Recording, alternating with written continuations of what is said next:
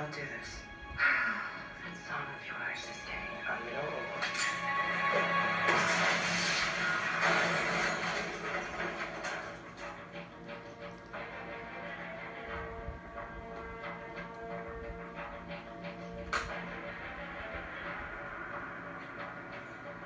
Laurel. God, you're here too. Do you know what child thief is planning to do with that device? Yes. Sell it for a lot of money, of which I get half.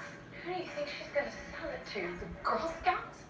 The device is going to be used to kill people. Well, that's not going to be considered now, is it? Move. No. Seriously. Felicity, don't you think you're just a little bit out of your element? That is correct. I know that. But so are you. Oh, for the love of God, would you give it up already? This is who I am. Do you not see that? Who I see is someone that I believe in and someone that I really care about. Felicity, what are you doing? Forget living up to Laurel's legacy and forget being who Lance wanted you to be.